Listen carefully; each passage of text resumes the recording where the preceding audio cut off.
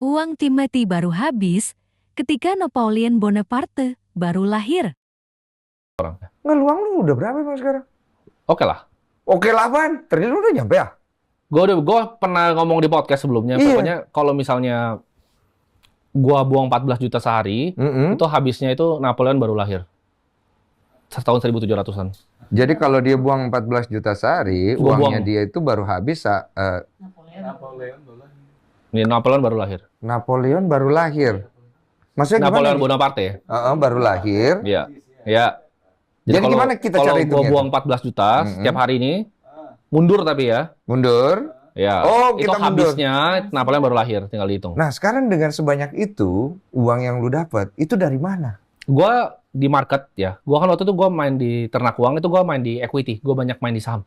Mainnya di Jadi equity. ini banyak yang salah juga. Banyak yang bilang gua sama Raymond Chin itu dulu nyari duit dari jualan kelas ternak uang, sama juga persis kayak gini. Tapi ini Raymond pun bisa ngakuin kita tuh dapatnya nol dari ternak uang tuh nol. Kan itu kan sebuah perusahaan yang diinvest sama orang kan. Iya. Kita nggak bisa, bahkan gua sama Raymond itu di yang berdarah-berdarah terakhir ya.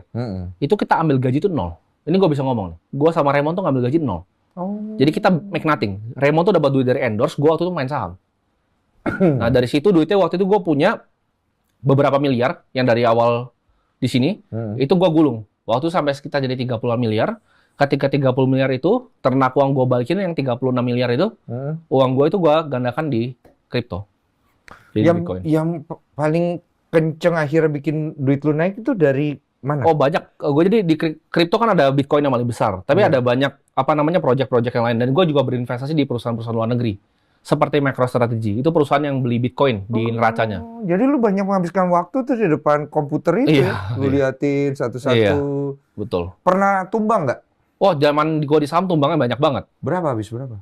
Gue pernah rugi 30% dari 30-an miliar tuh gue pernah kena drawdown 30% tuh sekali. 30% dari 30 miliaran? Ini terakhiran juga pernah ketika Bitcoin kemarin sempat koreksi ke sekitar 88.000 tuh gue hilang duit lumayan belasan persen, 20%. Itu size-nya besar. Gue hilang ratusan miliar. Serius lu? Floating tapi ya. Jadi Floating, bukan ya. realisasi tapi floating loss. Floating. Balik nggak? Balik kan sekarang udah balik. Harganya udah balik. Nggak deg-degan lu main begituan? Enggak, karena gue tahu apa yang gue lakukan. Jadi ketika Bitcoin 16.000 di tahun 2022, gue tuh bikin Instagram story dan gue taruh di sana. Gue beli nih 16.000. Waktu itu gue beli sekitar 39 miliar dan gue publish.